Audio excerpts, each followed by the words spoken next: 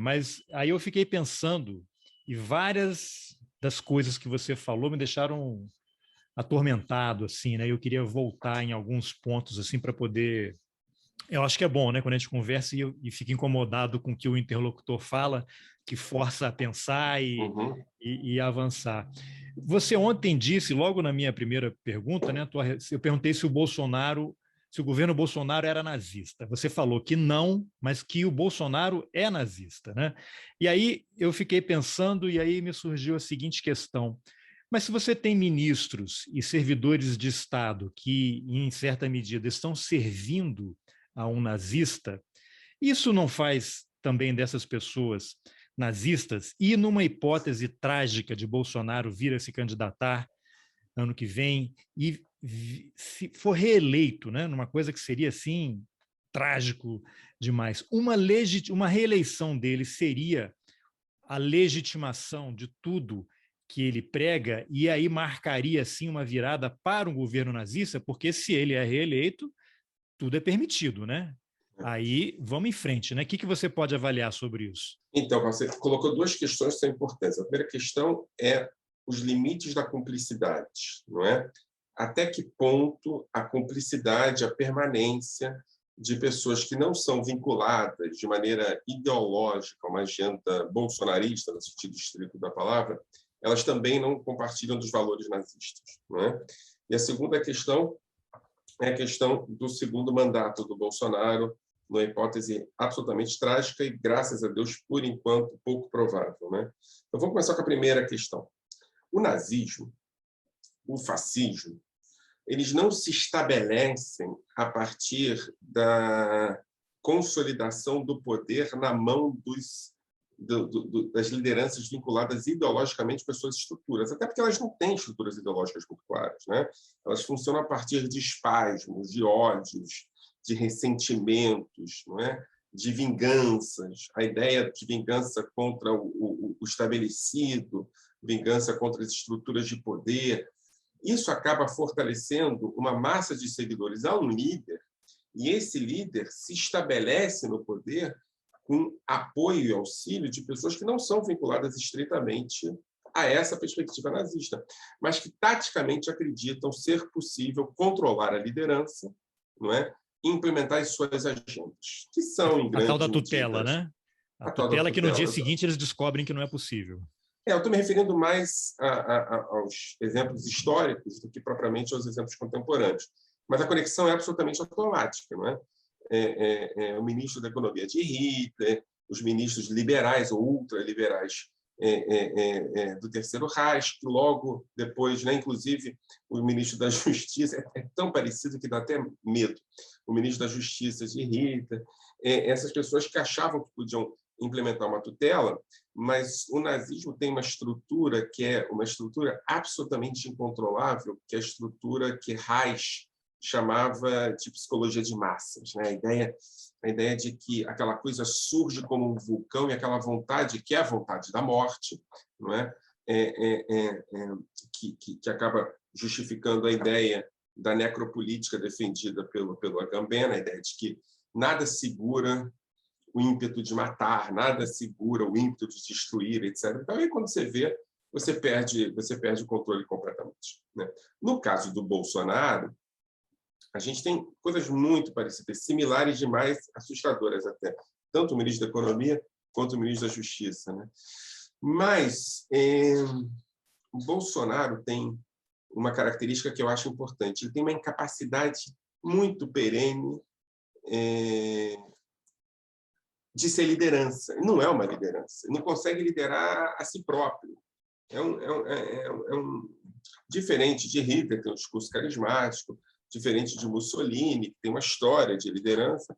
Bolsonaro não tem nem discurso carismático, nem história de liderança, nem consegue implementar a sua agenda. Não está conseguindo, né, colocar o ministro do Supremo que ele quer, não está conseguindo mudar os ministros. Assim, é um caos, mas tem o ímpeto da morte, o ímpeto da destruição, e esse ímpeto da morte e o ímpeto da destruição é que fazem ele se dirigir e se manter no poder. A morte é muito poderosa, a ideia da morte é muito poderosa, a ideia do desejo da morte é muito poderoso. E é uma ideia que faz com que as pessoas se apaixonem, a ideia de matar, de destruir, se apaixonem pela agenda. Agora, Bolsonaro é uma nulidade em termos de liderança, né? Então, o que acontece? Bolsonaro, para uma agenda anticomunista, que também é uma agenda interessante, porque a agenda anticomunista na atual circunstância do mundo me parece inviável, mas, de novo, tem a ver com conspiração e não com fatos concretos, ele se elege com o apoio dos ultraliberais, e, junto desses ultraliberais, tem um grupo hiperfisiológico que junta com o Bolsonaro, né? E aqui, assim, pega uma diferença entre, vamos lá, entre o Partido Progressista, o PP, e o Partido Trabalhista Brasileiro, o PTB, né? O PTB se vinculou à agenda absolutamente nazista do Bolsonaro, inclusive com integralistas fazendo parte, e está querendo que o Bolsonaro venha a ingressar ao partido para se construir ali realmente um partido de extrema-direita no sentido mais estrito da palavra. E Bolsonaro está no meio do caminho olhando para o Partido Progressista, porque é um partido fisiológico. Bolsonaro nasceu e cresceu na fisiologia, né? Os fisiológicos dizem que controlamos Bolsonaro, né? E efetivamente, a fisiologia deu um esquadro para o Bolsonaro, né? Bolsonaro não conseguiu sair muito daquele esquadro por conta das pressões fisiológicas e por conta dos interesses econômicos também. Enquanto isso, o Partido Trabalhista está oferecendo para ele as portas abertas para o nosso inferno. O que eu acho, Carlos, dizendo isso tudo? Eu acho que isso tudo tem a ver com o primeiro mandato. O segundo mandato, a história é completamente outra. Primeiro que não tem mais inocentes nesse baile. Segundo que em outros regimes, aqui eu não me refiro aos regimes contemporâneos, Hungria, Polônia, Estados Unidos, né? Estados Unidos não se consolidou, mas o projeto era esse. O segundo mandato foi o mandato efetivamente da destruição e o mandato ideológico de substituição da democracia por algo, né? Tanto na Polônia quanto na Hungria está muito claro. E no Brasil esse é o projeto, esse era o projeto, né? Eu estou sendo muito cuidadoso para não chamar todo mundo de nazista, porque senão, se todo mundo é nazista, ninguém é nazista, etc. Mas os níveis de cumplicidade do primeiro mandato serão ou seriam diferentes do nível de cumplicidade do segundo mandato, né? Pelas falas, pela ponderação, pela tentativa de esvaziar as estruturas de representação dos conselhos, pelas práticas, isso é uma coisa que pouca gente fala, mas pelas práticas de higiene social que Bolsonaro tenta implementar, pelas práticas eugênicas que ele tenta implementar, eu acho que no segundo mandato eu seria menos cuidadoso ao me referir que aqueles que continuam apoiando o Bolsonaro não são nazistas. Eu acho que no segundo mandato a gente caminharia para um regime mais afinado com as perspectivas pessoais do Bolsonaro, ou seja, com uma extrema-direita ideológica mais comprometida com os vínculos diretos com o nazismo, o fascismo. Agora, com esse perfil todo que você traçou aí, onde é que tudo isso toca, né? Qual é o ponto de contato com aquela ideia da banalidade do mal da Hannah Arendt, que você tem os caras que acham que estão apenas cumprindo ordens, que em última instância a responsabilidade não é deles, que ele é um burocrata e tal. A banalidade do mal é isso e é outra coisa também. A banalidade do mal, eu acho que isso é importante, talvez isso seja o elemento mais importante de aprendizado do conceito da Hannah Arendt. A banalidade do mal olha para as personalidades cinzas, né? Para as estruturas de poder que não estão na mão de carismáticos, não é? E mais do que isso, né, para a ideia de que os valores, as referências positivas, a gente falou sobre isso na parte anterior, devem ser mantidas como referências de manutenção desse poder. Então, a ideia principal da Hannah Arendt é que, e é isso que é o mais perigoso do nazismo, é que os nazistas, os que assinam a deportação, os que assinam a importação de drogas não eficazes e o não envio de oxigênio para a população em estado de surto de uma doença mortal, esses burocratas não são monstruosos. Porque se fossem monstruosos, a gente impediria que eles chegassem perto, mas eles não são monstruosos. O discurso, as estruturas, é tudo muito mediado por burocracia e com valores positivos, não é? E assim, Bolsonaro tem falas monstruosas, né? A ideia da menstruação das meninas, a ideia de você cortar do Conselho de Crianças com Deficiências, os pais das crianças com deficiência, e obrigá-los a, a, a, a colocar em educação especial, ou seja, impedir que eles estudem juntos com os outros, as falas sobre homossexualidade, as falas sobre racismo, isso tudo é muito terrível. Mas isso não é o perigoso do Bolsonaro. O perigoso do Bolsonaro é quando ele diz, por exemplo, que as pessoas que ficam questionando cloroquina são as pessoas do contra, que não querem testar a solução para o lockdown. Que as pessoas que falam sobre homossexualidade são, na verdade, pedófilos. E ele quer proteger a família. São as falas, ou seja, são as falas que acionam referências daquilo que a professora Isabel Calil chama de pânico moral. A ideia de que, puta, o que esse cara está falando, eu morro de medo da minha família se degenerar. Né? Puta, afinal de contas, tem uma solução o lockdown que mata as pessoas de fome, que é o remédio. Por que a gente não tenta esse remédio? De certa forma, é um apito também, né? Não é o contrário. Ele está despertando uma coisa que a pessoa talvez nem estivesse pensando, né? É o contrário do apito, porque o apito ele aciona as bases a partir de símbolos que não dizem respeito à grande parte da população. Esse anti-apito ele aciona valores morais positivos a despeito das agendas da base. Então, ele mobiliza... Um sinal invertido, né? É um sinal invertido. Ele quase que diz o seguinte, olha, eu não estou falando para vocês, eu estou falando para eles. Né? E esse eles é a massa. Né? A ideia de que, hoje, né? A ideia de que uma revista em quadrinho de um super-herói bissexual vai produzir a ideia de que as crianças vão querer virar bissexuais. Né? A ideia de que as pessoas que fazem aborto são assassinos. As pessoas que têm relações com pessoas do mesmo sexo são, na verdade, pedófilos e ameaçam as crianças. E aí você vê que isso está entranhado na sociedade. Eu vou relatar, sem citar nomes, lógico. Tive numa reunião familiar antes de Bolsonaro ser eleito, antes dele ser candidato e tal, e aí surgiu uma conversa lá e uma pessoa falou que na TV Globo, como há muitos diretores e atores homossexuais e roteiristas, eles começam a incluir nas histórias, nas novelas, personagens homossexuais, porque eles querem normalizar isso como se fosse anormal e para que as pessoas se tornassem homossexuais. Eu perguntei, mas vem cá, vocês acreditam que alguém vai assistir uma novela que tem um personagem homossexual e aí a pessoa vai ter vontade de se tornar homossexual? E a resposta foi sim.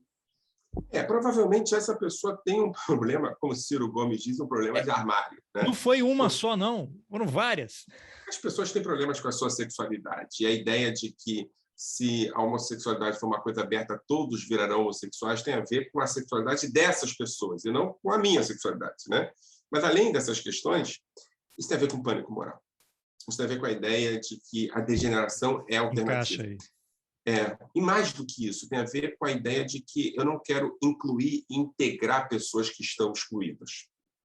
Eu quero, na verdade, excluí-las mais. Tá? Se possível, eliminá-las. Então, aí, você realmente tem que fazer um esforço e substituir homossexual por negro, por judeu, por comunista, e entender o que essas pessoas querem, que é o desejo delas. O desejo delas hoje é que os homossexuais desapareçam, os transgêneros desapareçam, que eles não vejam, né? Que os negros desapareçam era ontem, e que os judeus desapareçam era anteontem. A ideia de uma estrutura conspirativa que justifica o extermínio é uma ideia base das perspectivas nazistas. E é disso que a gente está falando. E aí você tem aqueles casos que o próprio Bolsonaro, né, ele tem lá uma pessoa muito próxima, que é um negro, né, que é o deputado Hélio Negão, né, acho que esse era o nome que ele foi eleito, né, o nome político dele, digamos assim. E você tem vários casos de pessoas que fazem manifestações racistas, homofóbicas, até na CPI, semana passada, aquele empresário, esqueci o sobrenome dele, que até o senador Contarato fez aquele discurso, né, porque houve uma postagem homofóbica do depoente, E aí ele falou, e aí todo mundo fala, não, mas eu tenho amigo gay, eu não sou preconceituoso, eu não sou racista, eu não sou homofóbico, eu até tenho amigo gay. Quer dizer, a pessoa se blinda, e até no livro A Banalidade do Mal, da Hannah Arendt, tem um trecho lá em que havia, me corrija se eu estiver errado, é uma expressão, os judeus amigos, os judeus aceitáveis ou perfeitos, alguma coisa assim, que até Hitler tinha uma determinada quantidade de judeus com quem ele mantinha algum tipo de relação, é tipo uma licença poética, digamos A assim. gente falou disso, a ideia de que você vai encontrar judeus que eram próximos de Hitler. Você está falando disso quando a gente está falando do Narloch. E tal qual negros que ascendem socialmente durante a escravidão, que justifica a ideia de que o nazismo não era tão antissemita, nem a escravidão tão racista. É a mesma lógica que coloca os hélio-negões como papagaios de pirata para justificar os absurdos das degenerações. E a mesma lógica que coloca um Weingarten da vida como judeu de estimação. Porque Bolsonaro, há muito tempo, eu calculo, eu acompanho desde 2012, mas eu acho que se a gente for buscar, a gente busca mais atrás, a gente encontra mais atrás. É um cara que se posiciona de maneira muito clara, aliados de perspectivas negacionistas do Holocausto, por exemplo. Né? Não teve a Adriana Dias, né, uma acadêmica também, que encontrou aí A Adriana Dias está postagens dele pesquisando em isso sites neonazistas. desde 2008, Adriana. Desde 2008. O que a Adriana está fazendo é buscando postagens dele em sites neonazistas. O que ela não conseguiu ainda provar é que ele tinha consciência plena dessas postagens. Né? Mas a base dele é neonazista. Isso a Adriana já conseguiu localizar. Agora, o que eu estou dizendo é que, além da base dele ser neonazista, ele, o Bolsonaro, se afirma, mais de uma vez na história política dele, como alguém que desconfia que o Holocausto não aconteceu. Né? Isso ele falou umas 2 ou 3 vezes, inclusive em canais de televisão aberta. Então, assim, Hélio Negão está ao lado do Bolsonaro. Bolsonaro não é racista. Weingarten apoia Bolsonaro. Bolsonaro não é negacionista, não é antissemita.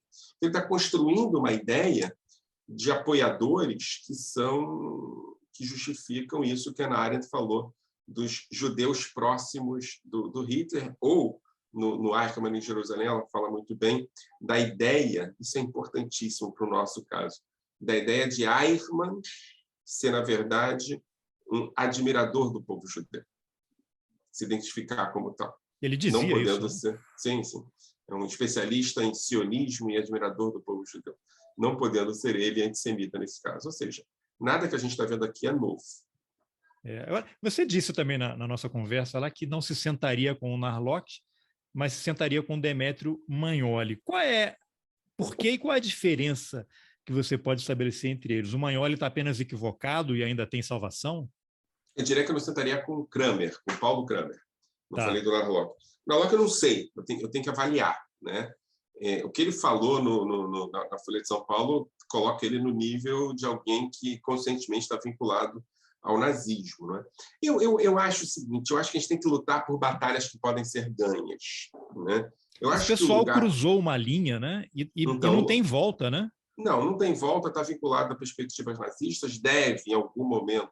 Eu acho que o Brasil, quando se livrar do Bolsonaro, tem que produzir uma espécie de um tribunal de Nuremberg brasileiro, entender quem é que se vinculou ideologicamente, quem é que vinculou e manteve perspectivas conspirativas, tem que fazer um processo de transição e que nos faça conviver com essas pessoas que abraçaram o mal de maneira absolutamente clara. E quando eu digo abraçar o mal, vender a ideia de que é uma conspiração narcótica, comunista, judaica, sei lá o quê, que pode dominar o mundo. Isso produz vítimas concretas. Com essas pessoas eu não posso sentar. Né? E aqui tem gente que apoiava Bolsonaro e que deixa de apoiar Bolsonaro. E, assim, realmente, eu poderia ser um purista, dizendo não sento nem com quem apoiou Bolsonaro e deixa de apoiar Bolsonaro. Só que a minha vida é uma vida dada à pesquisa, mas também à transformação social. Então, se eu decido não sentar com... Assim, eu não vou convidar para minha casa um eleitor do Bolsonaro. Sim, mas você não tem como cancelar uma pessoa, né? Para usar um termo de rede social. Porque senão eu perco o espaço de influência que ele tem. Eu não tenho grupos... Por exemplo, essa semana eu fiz semana foi uma semana bem forte de debate que eu fiz com a Natália Pasternak. A gente fez 2 lives e um artigo. O primeiro artigo é o artigo da comunidade judaica, o primeiro podcast da comunidade judaica. Um podcast do... Aliás, é um podcast excelente que está na minha playlist aqui. Recomendo, por favor, vou deixar o link no final também. Eu aconselho as pessoas a assistirem, não ouvirem. Ouvirem. É muito bom. E eu falei sobre a Pasternak, sobre a questão do nazismo com a Pasternak. Agora, as pessoas começaram a escutar aquilo, muitas das pessoas agora estão falando comigo, né? Pessoas da comunidade judaica, com uma certa desconfiança. Afinal de contas, essa história de comparar com o nazismo é um exagero, Michel. Você sabe, não sei o quê. Pois bem, no final das contas, me mandam mensagem dizendo eu achei que era um exagero, mas eu avalio que não era. Eu tenho que conversar com essas pessoas. Eu queria até que você complementa esse raciocínio, mas comenta também isso que sempre que tem algum tipo de comparação, você vê uma enxurrada de comentários dizendo que é absurdo comparar isso com o nazismo, com o Holocausto, porque é um desrespeito às vítimas, você está banalizando esse termo e o sofrimento das pessoas. O que você pode comentar sobre isso? Então, para complementar o anterior, então, eu não acho que o Demétrio esteja nesse campo. Acho que o Demétrio é um antinazista, um antifascista, é um cara que tem posições equivocadas em relação, por exemplo, à questão do racismo, mas eu acho que é um bom debate, né? A questão é saber se é um bom debate ou se é um mau debate. O cara que levanta e chama as pessoas que estão defendendo cotas raciais de membros da Ku Klux Klan é um mau debate. Eu não vou sentar com esse cara. Né? O cara que apoia Bolsonaro e depois fala, puta, fiz uma bobagem enorme e reavalio, eu fortaleci o fascismo, eu vou sentar com esse cara. O cara que diz, continuo votando no Bolsonaro, porque apesar das bobagens que ele faz, a construção de um país mais limpo, sem comunistas, eu não sei, é tudo muito, ao mesmo tempo, complexo, saber com quem você senta e com quem você não senta, mas ao mesmo tempo simples. Né? Eu acho que a fronteira é a civilidade, a fronteira é a conexão com o outro, a fronteira é a possibilidade de você promover um debate ou a possibilidade do teu adversário querer efetivamente te destruir. Quando o adversário quer te destruir por você ser quem você é, a gente não Aí ele não é adversário, ele é inimigo. Aí você não senta com ele. Inclusive, eu acho que em termos jurídicos a gente pensa em como fazer isso. Né? Com relação ao que você me falou, acho que é um tremendo tema. Né? E aqui, contradizendo o que eu disse, né? Aqui tem uma importância o fato de eu ser judeu e da minha família ter sido... A minha família paterna foi toda, assim, tirando meu avô e minha avó, e os tios diretos, todos os primos, não sei o que, foram dizimados, eram todos da Eslováquia, foram todos dizimados em campos de concentração. Eslováquia e Bessarabia. Bessarabia não foram para campos de concentração, foram para as chamadas marchas da morte. Né? Então, assim... Vocês estão ofendendo a minha família, não sei o que, é minha família. Acho que e esse é um posicionamento importante hoje. Eu não estou ofendendo a família de ninguém, eu estou falando também sobre a minha família. E aqui é uma contradição em relação ao que eu disse sobre o Hélio Negão, né? Porque ele é negro, etc. Nesse sentido, eu aciono a ideia de que eu sou um judeu parente de vítimas do Holocausto, porque eu acho que a gente tem que entender o tamanho da sensibilidade desse tema, né? As pessoas não têm a possibilidade de saber aonde os seus descendentes absolutamente diretos, na sua família direta, ascendentes diretos, foram enterrados, porque não foram enterrados. Né? Então, eu entendo a ideia de que, quando eu falo sobre o Holocausto, algumas pessoas acordam, peraí, está comparando, etc. Eu entendo. E é por isso que eu digo, mas peraí, você está falando com alguém que também teve vítimas. Então, take it easy. E eu acho justamente o inverso. Eu acho que é um desrespeito com as vítimas do Holocausto não comparar práticas e discursos de ódio que levam à morte de pessoas hoje com o que aconteceu ontem. Sim, porque, na verdade, as pessoas tendem a querer comparar o Holocausto com o que está acontecendo agora, quando, na verdade, o que está acontecendo agora tem que ser comparado com 1932, 33, 34, talvez, não? É o processo em marcha. Claro, e é por isso que é respeitar as vítimas, é dar sentido ao seu vitimário, é possibilitar um aprendizado e um legado. Eu diria o seguinte, comparar, conectar, fazer reflexões sobre é respeitar as vítimas. Sacralizar o Holocausto como se aquilo não pudesse ser comparado com nada é desrespeitar as vítimas e dar o papel de sacralização a Hitler. Porque se Hitler não pode ser comparado com ninguém, o papel de Hitler é sagrado. E aí ele atingiu o objetivo dele. Pronto. A pergunta que eu faço para as pessoas é a seguinte: para que se estuda o Holocausto? Porque se estuda o Holocausto para homenagear as vítimas que foram, eu não preciso estudar o Holocausto como tema acadêmico, eu posso estudar o Holocausto como tema comunitário, inclusive religioso. Cara, eu acho isso espetacular, porque isso remete também à questão da ditadura no Brasil. Por que esse pessoal da extrema-direita, vamos virar a página, vamos adiante. Mas como vai adiante? Se não foi feito justiça, né? Tem os dois lados. Se você... Tem pessoal que fala, para que vai virar a página, né? E tem pessoal que tenta trabalhar a ideia de que as vítimas do Holocausto, somente elas podem falar sobre aquilo. Né? Como se não fosse um problema da humanidade. Tal qual a ditadura. Somente o líder da ditadura vai falar sobre aquilo. E olha, o tema Holocausto, o tema ditadura, é um tema histórico, produzido por elementos que estão aqui e que podem se repetir. Então, um tema que tem a ver com a humanidade, com pesquisadores do campo da história, da sociologia, da antropologia. A ideia de que só o testemunho pode falar sobre aquilo dá também ao testemunho um lugar de sagrado e um lugar de verdade que ele não tem. Porque a verdade é uma construção e a memória é complexa. Então, assim, eu acho que o Holocausto, eu já digo assim, de antemão, tá? Fui a Auschwitz mais de 10 vezes, pesquisei, agora estou escrevendo um livro sobre educação do Holocausto a partir da minha experiência em Auschwitz.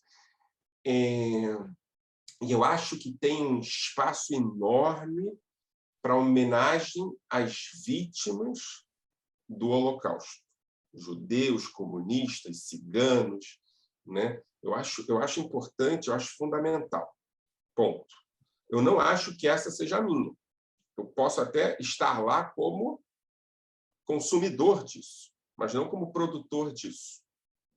Eu acho que a minha seja entender como aquelas estruturas políticas e sociais do centro da Europa produziram extermínio de pessoas. Esse é o segundo ponto que eu queria dizer. E aqui eu acho que o Holocausto ele não só não é incomparável, como ele necessariamente é comparável, porque se ele não é comparável, ele não é nada. E se ele não é nada, ele se repete. E se ele se repete, isso é um desserviço às vítimas. Isso é um desrespeito às vítimas. Isso é transformar as vítimas em vítimas por nada. Né? Esse é o segundo ponto. E o terceiro ponto, eu acho fundamental entender que, ao lado dos judeus, no Holocausto, havia homossexuais, comunistas, ciganos. E do outro lado, do lado oposto, havia nazistas. Uma equação fácil, para quem gosta de equação, para quem acha que gente de humanas só entende coisas subjetivas, uma coisa bem objetiva. Eu prefiro estar ao lado de gays, comunistas e ciganos do que ao lado de nazistas. O que a Adriana Dias provou no trabalho dela é que ao lado do Bolsonaro estão os nazistas e do lado oposto deles estão os comunistas, os judeus, os gays.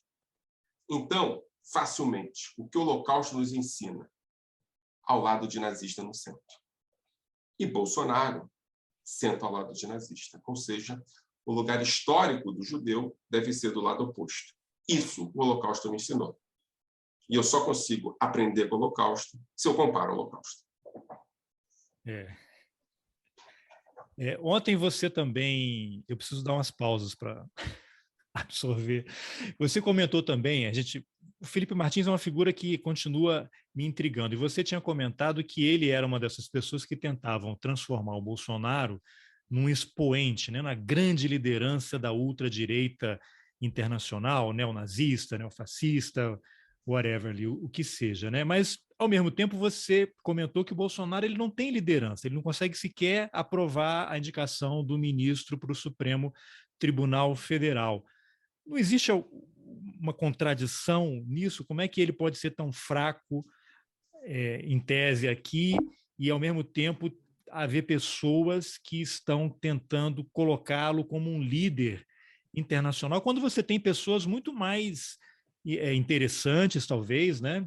Entre muitas aspas, com mais poderio, que estão em regiões, geopoliticamente falando, mais importantes ou mais interessantes, eventualmente pessoas, líderes que têm bombas nucleares, por exemplo, né? Porque isso faz toda a diferença em qualquer equação, né? Queria que você analisasse um pouquinho isso.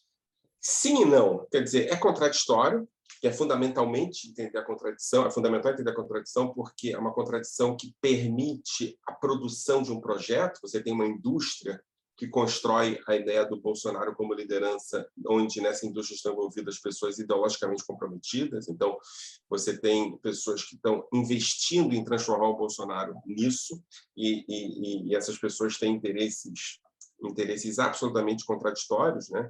Você tem católicos protestantes, católicos ultraconservadores, protestantes ultraconservadores, você tem militares, e colocam Bolsonaro como uma espécie de uma borracha no meio do caminho para onde você pode puxar como você quiser. As pessoas têm esse interesse em produzir Bolsonaro como uma liderança internacional, porque você, na verdade, está produzindo uma agenda como liderança internacional, e Bolsonaro não existe, o que existe é a agenda que ele representa. Então, eu acho que essa contradição é importante, né? Eu gosto de usar a expressão Bolsonaro é uma espécie de avatar.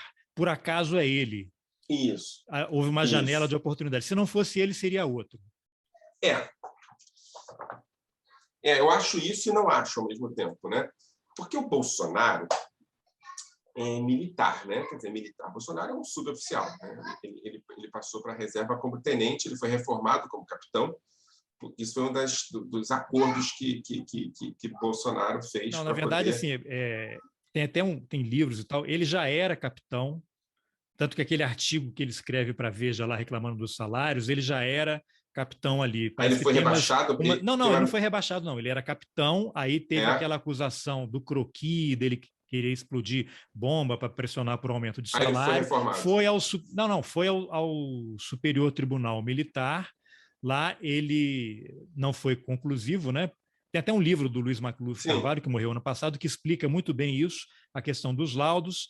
Eles desconsideraram uma reavaliação do laudo da Polícia Federal que o incriminaria, e aí sim ele poderia ter sido expulso. Na verdade, ele foi inocentado da acusação, ele já era capitão, e ele pediu baixa porque ele foi candidato a vereador, foi eleito, entrou na carreira política. Então, de vez em quando surge isso, assim, ele não era tenente, ele já era capitão. Ele é que pediu baixa porque ele foi eleito, se licenciou para concorrer, venceu e não voltou mais. Mas, na melhor das hipóteses, é um militar. Como diria o Geisel, é um mau militar. O Geisel diz isso. Problemas. E ele jamais ele chegaria a coronel e iria para a reserva, a carreira dele já estava terminada. Virou vereador no Rio de Janeiro ao lado do Wilson Leite Passo, que não é casual. O professor lá da Universidade de Juiz de Fora, Odilon Caldeira, escreve sobre isso. O integralista o transforma em sucessor do integralismo.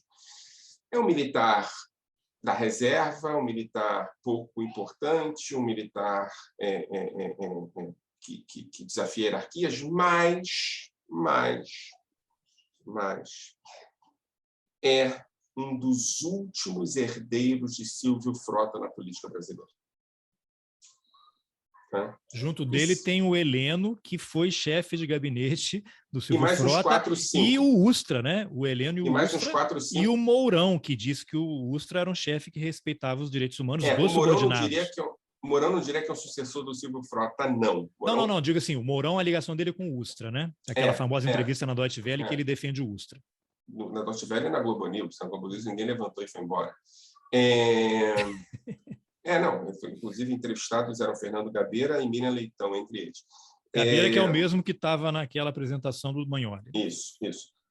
Mas o Mourão não é próximo do Silvio Frota. O Heleno e tem uns 4 ou 5 vivos ainda, próximos do Silvio Frota, que estão no governo.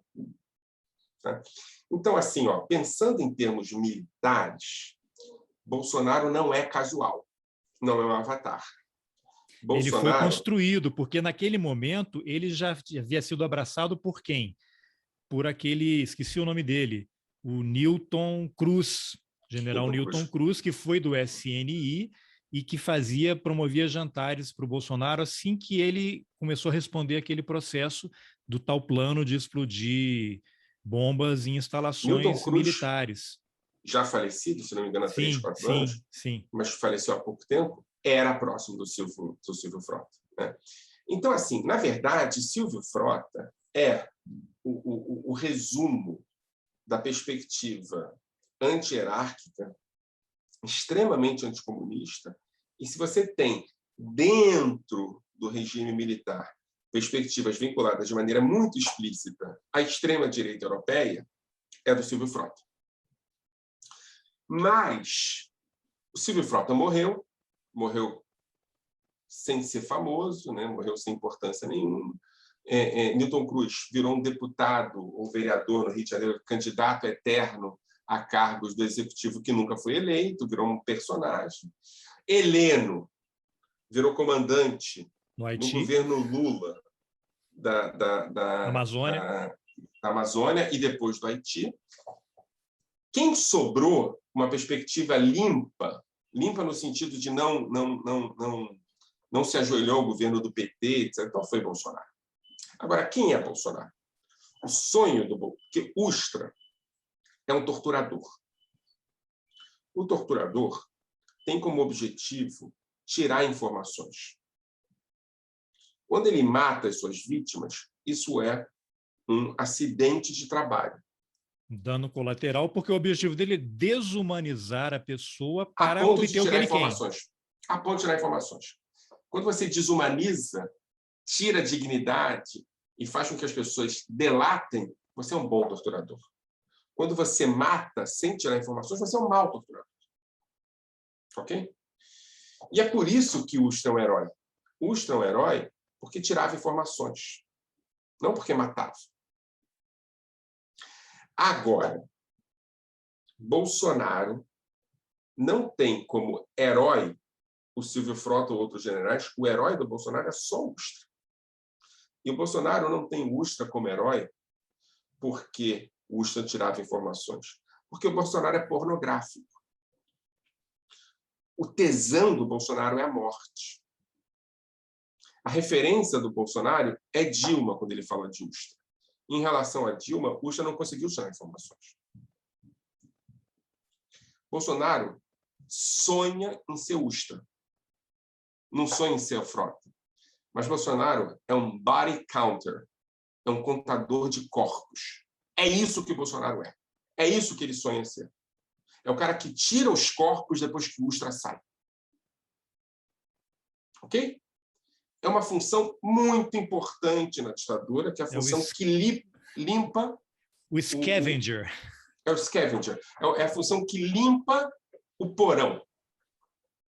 Por que eu estou falando sobre isso? Bolsonaro foi escolhido por ser uma figura do porão. O Exército Brasileiro escolheu uma figura do porão. E aí, isso é importantíssimo porque tem um ponto que é o quê? Bolsonaro que passou anos proibido de entrar em instalações militares, e qual é o momento em que eles vão se reaproximar e Bolsonaro será abraçado pelas Forças Armadas, quando vem a Comissão Nacional da Verdade. A verdade.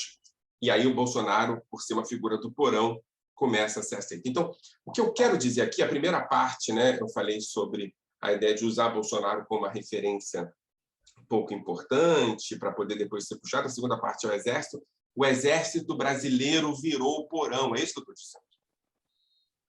E quando o Exército vira o porão, ele deixa de ser Exército. Quando o Exército vira o porão, ele deixa de ser quartel, ele deixa de ser general, ele deixa de ser sala de comando, e ele passa a ser o porão. Então, o Exército do Bolsonaro é milícia. O Exército do Bolsonaro funciona como milícia, que pega os inimigos, pressiona os inimigos, mata os inimigos e desaparece os inimigos. É isso que é o risco do Exército Brasileiro virar. E eu não consigo entender, Carlos, que o Exército Brasileiro tenha virado isso por acaso. Investiu nisso. Era a resposta dada a Paulo Abrão, a resposta dada à Comissão da Verdade. A resposta dada à Comissão da Verdade é escolher alguém do porão. Agora, essa questão de assim, por que o Exército se tornou isso, a minha dúvida é quando ele nunca foi isso? Porque se você pega assim, que os generais 4 estrelas que formam o alto comando do Exército, são eles que decidem quem será promovido a general de 2 estrelas, de 3 e de 4. Ora, se acabou a ditadura, houve a redemocratização, esses generais foram os que aceitaram entregar o poder para os civis, mas eles continuam definindo, determinando, escolhendo quem chegará ao ápice da carreira, não é natural que você imagina, em 85, né, quando o Sarney assume, né, a presidência da República, aqueles generais todos eram generais da ditadura. Eles eram tenentes, capitães, coronéis, Não houve majores. limpeza.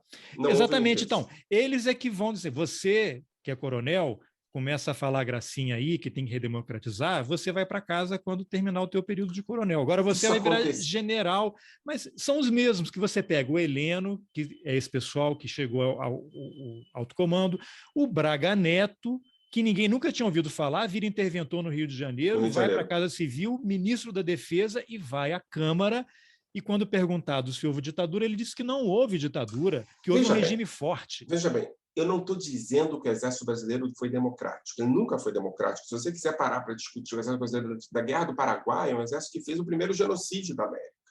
Se você não comparar genocídio moderno. Não, né? Você vai mais longe, se existe democracia numa instituição militar, que o cara, hierarquia e disciplina, vai lá e mata o cara e o cara tem que ir, né? Não tem como existir, mas existe valorização da democracia no Exército Brasileiro? Se você pega a Guerra do Paraguai, se você pega, sei lá, Canudos, se você pega a função na República Velha, se você pega... se você pega GLO aí no Rio de Janeiro. GLO, não teve, tá?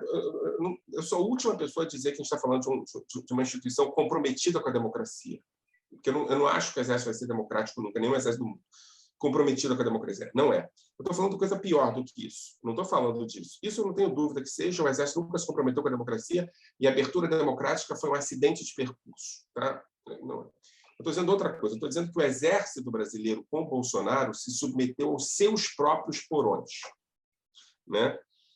Poucos generais de 4 estrelas são seguidores de frota. Diretos seguidores de frota, descendentes de frota. Desapareceram da vida política brasileira. Os que permaneceram na vida política brasileira não conseguiram chegar longe. O que eu estou dizendo é que o exército de Bolsonaro ele corrompeu a si próprio. Não corrompeu a si próprio no sentido de deixou de ser uma instituição democrática e passou a ser. Ele virou o seu próprio porão. Para usar termos diretos, é como se a SS nazista tivesse tomado o comando da Wehrmacht. E tomou. Em algum momento... Você pensa Casa da Morte de Petrópolis, centro de tortura clandestino do Exército, onde é que os oficiais lotados, onde é que os oficiais que operavam lá, capitães, coronéis, os torturadores, aquele que é o do Camarão, Paulo Malhães, onde é que eles estavam lotados? No gabinete do ministro. É o porão. O porão. Mas o ministro, presta atenção, é tudo sensível. O ministro escondeu a Casa da Morte? Ninguém sabia, até que a Inês Etienne Romeu saiu porque achavam que ela ia ser delatora e ela entregou Essa tudo. é a nova dinâmica. O Bolsonaro não só não esconde a Casa da Morte, como se orgulha da Casa da Morte. É isso que eu estou dizendo. Não, e aí vem aquela frase, acredite numa pessoa quando ela diz o que ela é, né? Isso. A Casa da Morte é a vitrine do porão. Bolsonaro transforma a Casa da Morte, transforma Ustra, transforma o assassinato dos guerrilheiros do Araguaia, o pai do presidente da OAB. Fala, eu sei como ele morreu, transforma a coisa de perus em lugar de cachorros buscar. Ele transforma o porão em vitrine. Isso é novo. E eu acho que a gente tem que entender que isso é novo, porque a gente tem que entender que agora a gente não tem mais um exército, a gente tem uma milícia, que milícia funciona com porão. Você entende? Essa é a segunda questão. E a terceira questão sobre Bolsonaro é a dimensão religiosa, que não dá para esquecer. Né? A primeira questão é a questão do Bolsonaro como avatar, a segunda questão é o exército se transformando como milícia, transformando um contador de corpos, ou um catador de corpos como liderança. Isso é genial. Isso nunca aconteceu na história. Na verdade, aconteceu. Teve um cabo na Alemanha que virou líder do exército. Tá? Tal qual um capitão no Brasil que virou líder comandante em chefe das Forças Mas Armadas. não é Teve no um caso... depoimento do Eichmann que ele diz que sobre a ascensão do Hitler, né? Todo mundo via como é que aquele armeiro do exército alemão chegou a liderar. Como é que eu não vou seguir essa pessoa? Porque ele rompeu todas as barreiras. É exatamente a mesma narrativa que faz a Bolsonaro. É a mesma. Você pega o discurso da... É um cara que estava fora, entrou, conseguiu... Se você pega uma entrevista do Braga Neto para a Globo News, ele fala isso. É um cara que tinha um sotaque do interior do Paraná, que ninguém levava ele muito a sério. Onde ele chegou, a gente tem que seguir esse cara. É o mesmo discurso, a gente está falando do mesmo discurso, da mesma pessoa. E aí, o Hitler, que era um contador de corpos, virou líder da maior força armada do Ocidente. Bolsonaro virou líder do Exército Brasileiro. A gente está falando da mesma coisa, o mesmo fenômeno. E aí o Exército se bolsonarizou, ou seja, o Exército virou uma milícia. Isso é muito importante. O Exército virou uma milícia. Terceiro elemento, religião. Eu queria, antes de entrar nessa questão da religião, que aí a gente... que é interessantíssimo. Você falou assim, essa questão do Bolsonaro de transformar a Casa da Morte em vitrine, que é algo novo. Aí eu queria saber, na sua opinião, quem é que opera? Lógico que a gente só vai saber quando ele falar, né? Quem opera o governo Bolsonaro? Quem são os ideólogos, esses caras que ficam ali em contato com o partido neonazista da Ucrânia, dos Estados Unidos, da Polônia, grupelhos neonazistas no Brasil, porque me parece surreal demais achar que o Bolsonaro é o idealizador desse método todo, ou aquela meia dúzia de garotos do tal gabinete do ódio lá, comandados pelo Carlos Bolsonaro. Eu sei que tem um monte de outras coisas, né? Desemprego, a crise lá no governo Dilma, inflação, Lava Jato, Petrolão, Mensalão, tudo isso contribuiu, né? Esse ódio ao PT. Mas aí quando você vê que se tem ali Steve Bannon, o Eduardo Bolsonaro vai para lá desde a época da campanha, né? O cara está dando consultoria para o governo brasileiro. Há poucas semanas veio aqui o ex-assessor do Trump que criou essa nova rede social, GTTR, eu nem sei como pronuncia isso, porque o Trump foi banido das outras redes, e a família Bolsonaro está toda lá, eu tenho acompanhado, e até comentei com você ontem que as postagens todas do Bolsonaro são de um estadista. É obra, é saúde, é educação, é desenvolvimento. Não há uma ofensa, não tem nada do que ele coloca naquelas lives, o que mostra também como é que essa inteligência artificial e os algoritmos, eles trabalham individualmente, porque o Bolsonaro que aparece na minha timeline é o canalha. Provavelmente é o mesmo que aparece na sua, mas o que vai aparecer na timeline da minha família bolsonarista é outro, não é o homofóbico, não é o racista. Então, isso é muito perigoso, né? E aí você tem a família Bolsonaro, os filhos, né, nessa ligação com o Steve Bannon, que nunca saiu uma prova documental de qual é o contrato que eles têm, mas eles estão se encontrando. O Eduardo Bolsonaro esteve na Casa Branca às vésperas da invasão do Capitólio. A Polícia Federal está investigando. O ex-assessor do Trump esteve aqui nas vésperas do 7 de setembro para o encontro de extrema-direita, que não foi marcado nessa data à toa. E o Eduardo Bolsonaro é o grande cara dessa ultradireita aqui na América do Sul. E esse, sim, eu acho que um cara muito perigoso, porque está sendo construído o Eduardo Bolsonaro, essa liderança internacional dele, né? Bielorrússia, Ucrânia e tal. E você tem outras coisas. Olavo de Carvalho, que todo mundo leva por esse lado pateta, de galhofa, de palhaçada, mas você começa a ver, ele é uma pessoa que tem influência internacional de fato. Tem até o livro recente aí do Benjamin Teitelbaum, que relata isso, e tem essa conexão com Alexander Dugin, que aí esses três formam o quê? Tradicionalismo, né? É uma coisa que está em marcha também, que está operando, e eu não sei como é que você vai sair dessa confusão aí. São quatro grupos que estão no governo Bolsonaro. O primeiro grupo é o grupo fisiológico que transforma Bolsonaro no avatar. O segundo grupo é o grupo dos contadores de corpos que transforma o exército numa milícia e utiliza Bolsonaro como sua liderança. O terceiro grupo é o grupo da religião, que Bolsonaro produz a ideia para católicos e para protestantes ultraconservadores de que as hierarquias de cada um desses grupos devem ser desafiadas e de que o milenarismo produz a ideia, veja bem, de uma liderança que vem das trevas para levar o mundo à profecia. Ambos os grupos trabalham com essa referência, ou seja, todo mundo sabe que Bolsonaro é das trevas. O problema é que ele sai das trevas para levar para as profecias do final dos tempos. Esse é o discurso, né? O famoso discurso do Malafaia em relação ao Bolsonaro: o pior dos líderes vai nos levar ao melhor dos mundos. É uma dimensão profética, e aí todo mundo sabe que Bolsonaro tem essa dimensão negativa, mas nas profecias é justamente aqueles que acham que é o anticristo que vai virar vai nos levar ao retorno de Cristo, mais que redentor.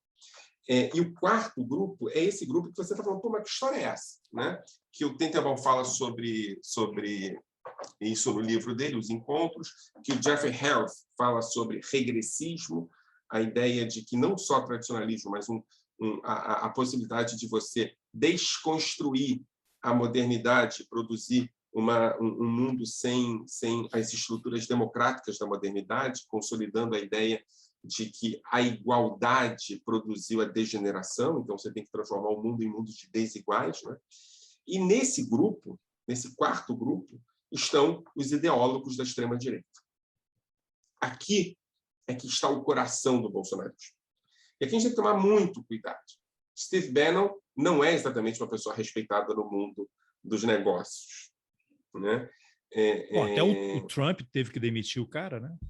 Aquele cara da Rússia não é exatamente um intelectual conhecido, né? O cara de Israel, tem um cara de Israel que é uma referência desses grupos também, é uma pessoa esotérica, nunca respeitada nas universidades, sequer conseguiu terminar o doutorado. E aí você vai vendo, essas pessoas são pessoas que estão em lugares não lugar, né? São pessoas que se sentem vítimas da estrutura hierárquica, democrática, burocrática, que faz as pessoas avançarem. O próprio esse do Brasil, qual é o nome dele? O Olavo de Carvalho. Olavo de Carvalho é uma figura que, jornalista, mal-sucedido, astrólogo, depois se converteu ao islamismo. Assim, a vida dele é uma vida de tentativa e erro. São pessoas que não seguem carreira, são pessoas que não... Essas pessoas justificam a existência da necessidade da produção de uma nova elite. E essa nova elite tem que destruir a elite anterior, porque a elite anterior é uma elite progressista. Progressista no sentido lato da palavra, que aceita as regras do jogo, que avança, que constrói sua carreira.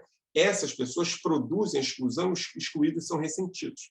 Então, não ache que você vai achar pessoas geniais e interessantes que vão produzir uma nova agenda da extrema-direita. Elas são justamente as pessoas que são outsiders, que estão fora, que desafiam, as pessoas que funcionam por ressentimento.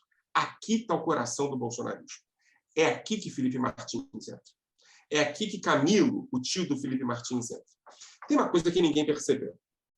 O Felipe Martins foi fazer intercâmbio para aprender inglês. Você conhece a biografia do Felipe Martins? Há pouco tempo atrás. É um jovem, né? Então, há 10 anos atrás. Você sabe onde ele foi fazer intercâmbio para aprender inglês? Não. Onde é que você... A Canadá, Inglaterra, né? Austrália, ele foi para a África do Sul. Austrália, foi para a África do Sul. E aprendeu africâner. Agora, se você conhece um pouco da África do Sul, você tem uma população enorme que fala africano. Os negros, inclusive, né? Todos. Os negros, inclusive. Mas há de levantar uma certa atenção com a pessoa que vai para um país aprender inglês, volta aprendendo africâner, conhecendo as contradições que a África do Sul tem. Agora, quem é que esteve na África do Sul antes dele? O tio dele, viveu lá 10 anos. Ninguém vai para a África do Sul impunemente, né? E ninguém sai da África do Sul aprendendo africano impunemente quando vai aprender inglês. E ninguém vai para a África do Sul nos anos 80 impunemente. O tio dele esteve lá nos anos 80. Você vai aprender africano se você vai emigrar e viver naquela região do sul da África ali, que ele, Namíbia, Botsuana, aquela região toda de influência da África do Sul, fala africano. Fala africano. E tem grupos hoje de recuperação do africano que são grupos brancos e racistas. Não, eu estive em Orânia, eu fui correspondente da TV Brasil na África, morava em Angola, eu fui à África do Sul, fiz reportagens lá sobre a eleição. Isso, Carlos? 2009, quando eram 15 anos do fim do apartheid, né, e cobri a eleição do Zuma lá como presidente, e eu fui a Orânia, que é uma cidadezinha, uma vila praticamente, que era uma antiga fazenda lá no interior da África do Sul, só de Afrikaners. Você tem que ser branco, tem que falar o idioma, tem que ter sido criado na cultura, senão você não é aceito. E eles estão atrás de investimento e tem uma moeda própria, o Ora, que é um dinheiro que circula só ali e tem um valor a mais do rand. Então é bom você saber disso, porque quando eu falo isso para as pessoas, essa informação passa desinformada, passa batido. A partir de 2008, 2009, a partir do momento em que se consolida a percepção de que o africano está sendo cada vez menos falado, há uma tentativa de recuperação e resgate do africano. Eu entrevistei um dos administradores do Orano, ele falou assim, estão tentando matar o nosso povo e a nossa cultura, por isso nós viemos para cá. Compraram várias fazendas abandonadas e se instalaram, e eu fui lá, tem uma apresentação diária de sul-africanos brancos do país inteiro que vão para lá assistir vídeos mostrando das maravilhas que é morar aqui para eles investirem e irem para lá. Então, eu não sou jornalista, mas aqui tem uma boa tarefa, saber onde é que o Felipe Martins aprendeu africano na África do Sul. Eu suspeito profundamente que ele esteve numa dessas pequenas cidades, né? A África do Sul é muito importante para o Brasil. Sabe por que a África do Sul é muito importante para o Brasil? Porque na África do Sul nasceu um movimento internacional de ressarcimento, reconhecimento e justiçamento pelos crimes da escravidão, em Durban, em 2000. E o Brasil foi o país mais afetado pela Conferência de Durban. Por quê? Porque, não sei se você se lembra, mas Durban foi em 2001. Né? E quem produziu...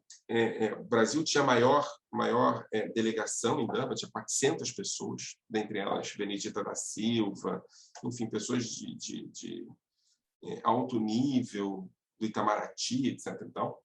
Benedita da Silva era, inclusive, governadora do estado do Rio de Janeiro nesse momento, foi para Durban, voltou de Durban com uma agenda muito clara sobre implementação de cotas, de ação afirmativa, etc. E tal. E tal qual o Brasil, os Estados Unidos também voltaram muito comprometidos. Só que Durban foi em setembro de 2001. Os Estados Unidos volta para Durban no dia 11 de setembro. Mudou então, a agenda mundial. A agenda de Durban mudou. No Brasil, não. No Brasil, ela se implementou. O Brasil, que é o país da democracia racial, vira, a partir de Durban, o país que tem um ministério, uma secretaria especial para assuntos de integração e promoção da igualdade racial, CEPIR. Depois de 150 anos de democracia racial, o Brasil desconstrói esse conceito e avança em direção a um outro conceito. Pois bem, Carlos, é a partir daqui que a extrema-direita brasileira se organiza. A extrema-direita brasileira se organiza como reação a Durban. Aí junta prédios aí na tua vizinhança do Rio de Janeiro sem quarto de empregada, acabou a senzala, o personal senzala da classe média, e você tem que assinar a carteira da empregada. Durban produz isso. A ideia de que há crimes produzidos pela escravidão, e não é à toa que Narloch escreve sobre isso, a ideia de que a escravidão produziu uma sociedade desigual e que, mesmo uma sociedade de livre mercado, não consegue produzir igualdade histórica por conta das desigualdades radicais produzidas pela escravidão, essa ideia se consolidou a partir de Durban.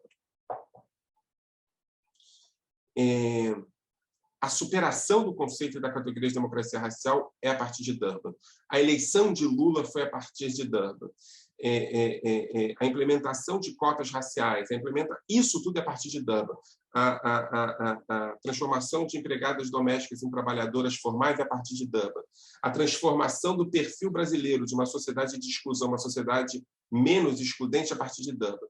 Durban é, por assim dizer, o alarme vermelho da extrema-direita no mundo.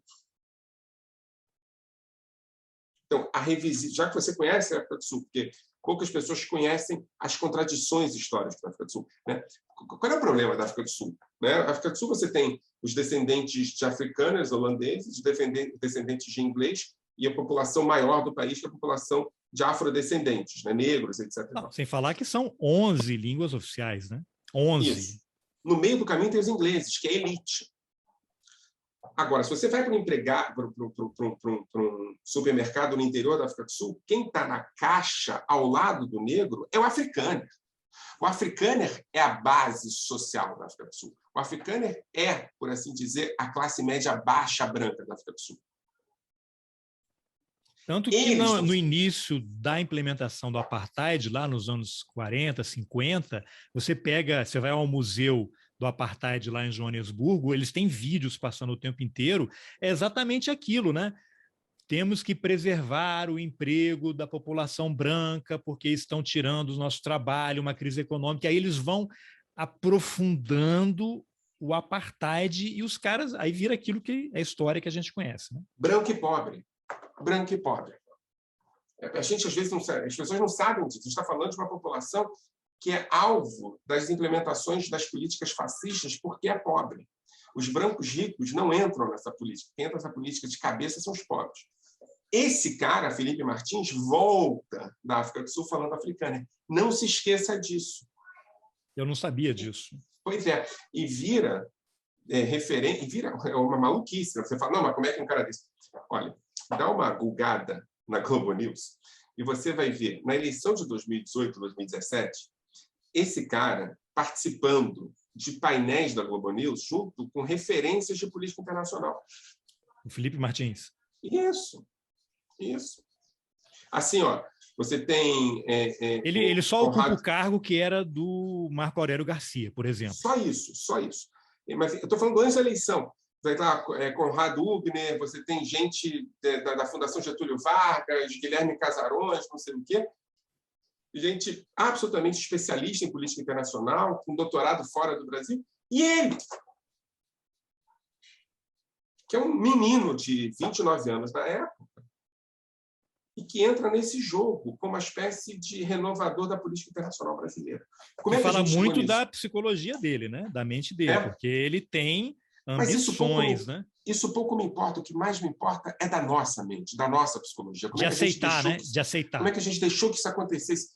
Como é que os outros painelistas não se levantaram? Programa do William Vac, que depois a gente viu que não era exatamente uma pessoa comprometida com igualdade racial. Essa ideia das raças no Brasil é fundamental para entender a ascensão do bolsonarismo. E é por isso que eu digo, tem questões que a gente não percebe. A questão da África do Sul, a questão de ação em cota racial, a questão da reação dessa direita à ausência de uma desigualdade atávica produzida pelo Brasil. Isso tudo é fundamental para entender não só o bolsonarismo, mas a adesão ao bolsonarismo e quem aderiu ao bolsonarismo.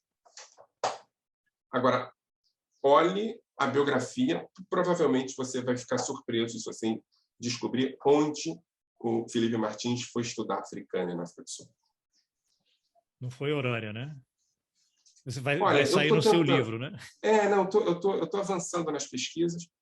Digamos que não é Orânia, mas é muito parecido. Bom, você mencionou aí o William Vac. E aí eu lembro que você fez uma postagem recente no Twitter sobre o Augusto Nunes, aquele programa Pingo nos Is, em que estava lá, tipo uma espécie de desagravo, né? O Alexandre Garcia, que havia sido demitido da CNN, né? Em que ele defende o direito de se defender o fascismo, né? Na sequência, ele diz que a pessoa pode defender o comunismo e coloca os dois no mesmo tacho, né? Ele equipara fascismo e comunismo, o que dá um gancho para várias coisas. Rapidamente, porque isso daqui daria teses e tal, mas para quem fica perdido e ouve essas coisas e acredita, o que é possível a gente identificar de cara assim que não é possível comparar fascismo e comunismo? Você tem depois corrupções, né? Em termos de no caso do comunismo ali e tal, mas assim, as ideias elas são originalmente diferentes, né? Uhum. E aí quando você compara, diz que os dois são a mesma coisa, porque aí eles sempre puxam lá Stalin e não sei o quê, aquelas coisas todas, aí vira uma confusão e quem não conhece, não estuda, não leu, fica sem saber, né? E a direita adora fazer esse tipo de comparação. E aí eu queria que você emendasse comentários. É muito antiga essa comparação. Sim. É muito antiga essa comparação. Vem desde do pós-revolução russa, né, com a ascensão do nazismo na década de 30, passa por Hannah Arendt, e tem depois uma famosa querela dos historiadores na Alemanha, principalmente entre Ernest Nolte e Adorno, né, em que essa comparação é colocada. Agora, e aí Hayek e uma certa extrema-direita econômica também utiliza a referência do fascismo e principalmente do nazismo como comparação ao comunismo pela presença do Estado, né? Qual é a importância dessa história toda, né? A importância dessa história toda é que o objetivo, a razão de existência do fascismo é a destruição dos inimigos, a consolidação de uma ditadura de pessoas puras e vinculadas à sua dimensão, ou seja, não tem dialética. É pureza, a produção de pureza. Uma pureza ideológica, no caso do fascismo italiano, e pureza racial, no caso do nazismo. Eu não tenho uma dialética em relação à ideia de que eu produzo isso para. O desejo é a pureza. O desejo de criação de um mundo melhor é a pureza. Eu vou dar um exemplo para você entender o que eu estou dizendo. O objetivo do Bolsonaro, em algum momento, foi destruir o Supremo Tribunal Federal. O tesão, o desejo, a comemoração, o gozo do caminhoneiro dizendo o estado de sítio foi implementado. Ok? Você se lembra disso? Então, é gozo. Você está vendo o gozo. Estou pegando Reich. É o gozo da destruição. O estado de sítio foi implementado. O que significa o estado de sítio ser implementado? O que significa para ele aquilo? Resolveu atingir o objetivo ali, né? Resolveu. Mas o que é? O que é? É nada. É só destruição. O que na prática significa? Significa que as pessoas vão ser presas. Mas o que você quer? Pergunta, senta assim, vem cá, presa. Porra, o estado de... Mas e aí, o que acontece? Não, o estado de... Mas, o que significa? Vai ter mais e no dia seguinte? E o dia seguinte? E o dia seguinte, né? E aqui eu pego sempre a conversa que aquele revolucionário francês que foi para Cuba, ai meu Deus. Sim, que foi preso na Bolívia lá com o Che. Ele fala, não, René é parecido Dreyfus. com Dreyfus o nome. René alguma coisa. Ele falava assim, se você quiser saber se você está falando com um revolucionário ou com um fascista, pergunta com que ele sonha. Se você sente vontade... René Debré. Se você sente vontade de viver no mundo do sonho da pessoa com quem você conversa, você está falando de um revolucionário. Se você tem medo do mundo, do sonho que a pessoa com quem você conversa, você está falando com um reacionário. O sonho do fascista é a destruição. O sonho do fascista não é um mundo depois da destruição, é a própria destruição. Isso é perfeito, porque eu tinha marcado aqui uma pergunta, que é algo que eu sempre me faço, assim, o que o Bolsonaro quer? Qual é o projeto dele? O que eu vejo, ele só quer retirar direitos, impor uma agenda ultraliberal, que precisa de governos autoritários, mas ele não tem uma única fala positiva, desde ele quer destruir, sempre. Ele é fascista, Hitler também não quer, Mussolini também não quer, né? Stalin, com todas as questões que eu tenho, olha, eu estou do outro lado do Stalin, mesmo na esquerda, tá? Diria eu que tanto nos campos de concentração nazista quanto nos gulags soviéticos, eu seria, por assim dizer, freguês assíduo, tá? Pela minha origem ideológica na esquerda. Você ia sair de um para o outro, né? Ia sair de um para o outro. Eu não tenho nenhum problema em dizer da desgraça que foi o stalinismo, inclusive na esquerda, eu estou do outro lado. Mas Stalin produziu a ideia, subjetivamente, de que a perseguição, a morte de opositores produziria uma revolução socialista mais igual. Tem uma referência. Tanto que Stalin morre e a revolução continua. Quando Hitler desaparece, o nazismo cai. Quando Mussolini desaparece, o fascismo cai. Não há projeto de futuro. O projeto do fascismo, o projeto do nazismo é um projeto de passado. É o passado puro, onde todos sabiam o seu lugar. É o gozo do caminhoneiro. Olha, a coisa do caminhoneiro falando estado de sítio com cara de gozo é a coisa mais importante para você entender o bolsonarismo. Eu acho que ali tem o quadro do bolsonarismo. É a ideia de que teve o estado de sítio. E aí? Esse é o fascismo. A destruição é o gozo, a morte é o gozo. E é por isso que o Bolsonaro não se preocupa com 600 mil mortes. É por isso que Bolsonaro, quando perguntado, e aí, o que você vai fazer? Ele fala, não sou coveiro, porque o sonho do fascista, eu já vou falar do Augusto Nunes, o sonho do fascista é um mundo sem coveiros. Porque o coveiro, veja bem, o coveiro é a transformação da ideia de que uma pessoa tem direito a uma morte digna. O sonho do coveiro é a possibilidade dos vivos homenagearem os mortos. É a possibilidade de eu saber aonde os meus estão. Não, tanto que se remete àquela história de guerras do passado, de Idade Média, havia uma guerra, havia um momento de pausa, uma trégua para que cada lado recolhesse seus mortos e desse um sepultamento e uma cerimônia adequada, né? Em respeito, todos paravam. Pois bem, no genocídio não tem mortos. Ou não tem lugar para visitar os mortos. Só tem morte. Não tem mortos, só tem morte. As pessoas, né? O tesão do Bolsonaro é um mundo sem coveiros. Nada que Bolsonaro fala é à toa. Esse é o tesão. É por isso que a morte de 600 mil, 700 mil, 800 mil não fará diferença nenhuma, Bolsonaro. Porque isso é parte do projeto. Ontem até saiu um vídeo, ele estava na praia aí, acho que em São Paulo, alguém perguntou de 600 mil mortes. Olha, eu não quero me aborrecer, eu não vim aqui para me aborrecer. Que país não teve mortes? Parênteses, nós estamos falando muito de negros, né, de afrodescendentes. Eu estou numa cidade onde, na região próxima aqui à minha casa, na região do Mangue, na região litorânea do centro da cidade, em terra, você encontra cemitérios de negros que não foram reconhecidos, chegaram e foram colocados embaixo da terra, né? Eu acho que não é casual que a gente tenha eleito Bolsonaro, porque a relação que a gente tem com parte da população brasileira que não teve direito de saber quem foram seus antepassados, que estão destruídos embaixo de cimento e asfalto, é importante para a gente entender como é que a gente chegou até aqui. Agora, eu quero que isso fique claro, assim, o fascismo ele percebe a morte como objetivo, a destruição como objetivo, né? Aí aquele pseudo-jornalista, Augusto Nunes, que é um pseudo-jornalista, né? Eu não sei como é que esse cara continua falando. Assim, isso tem a ver muito com a gente mais que com ele. O cara dá um soco no outro cara e continua sendo convidado para falar, né?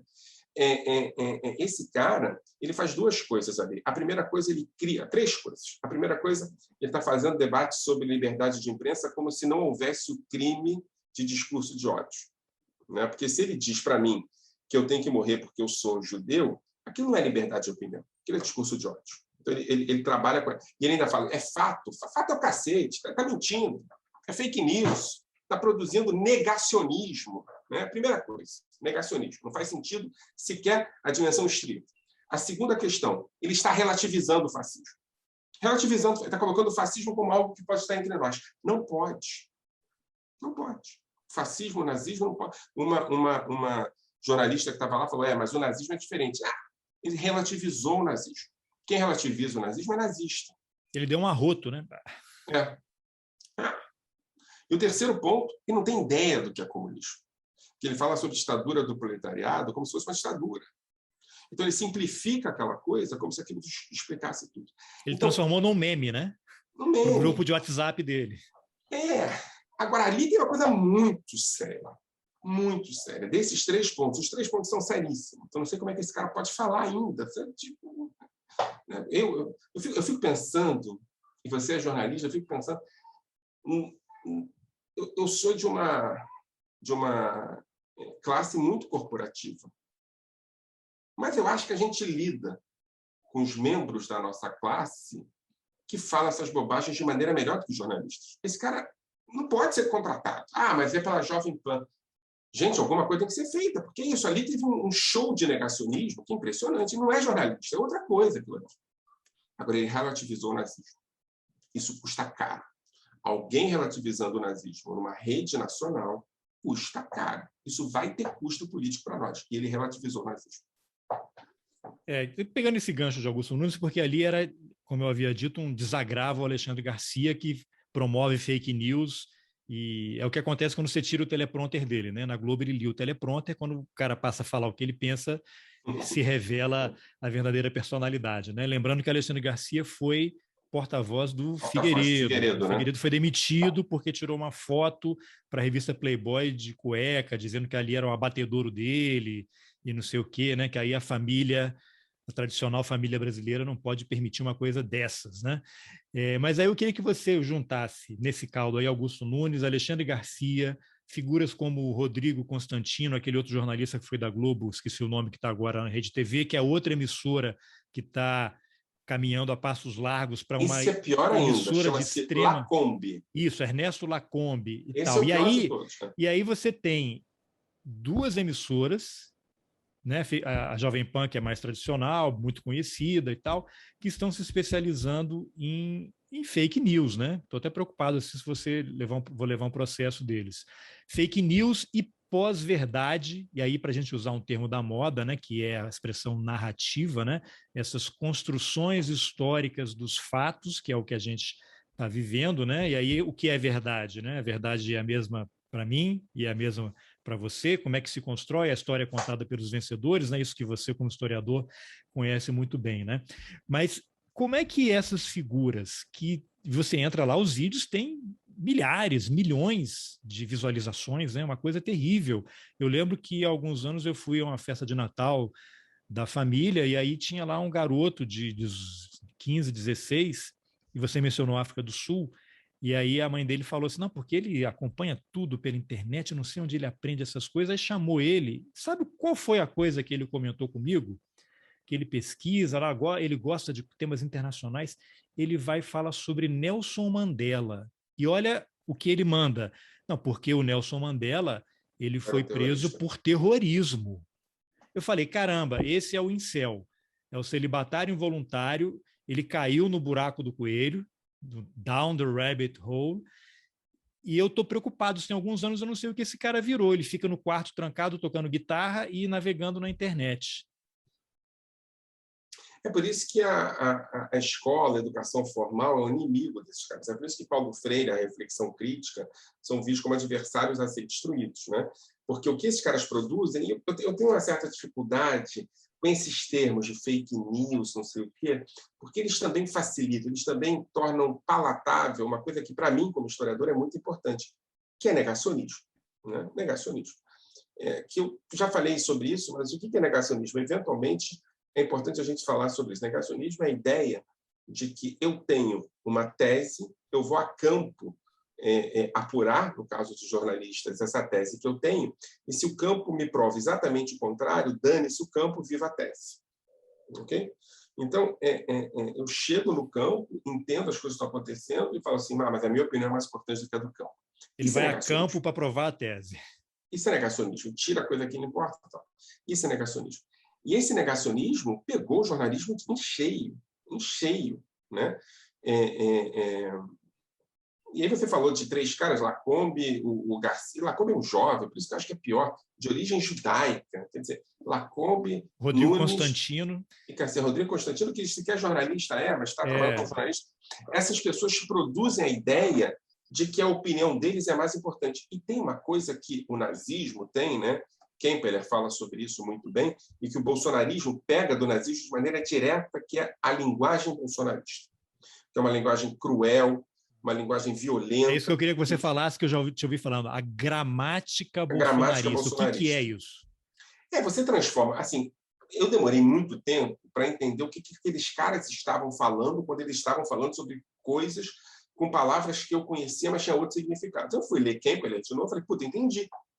Eles ressignificam as palavras para transformar as palavras em significantes iguais com significados diferentes. Você citou o exemplo de narrativa. A narrativa é um tremendo conceito importante para a sociologia e para a antropologia. É a ideia das estratégias utilizadas para se contar histórias. Não é?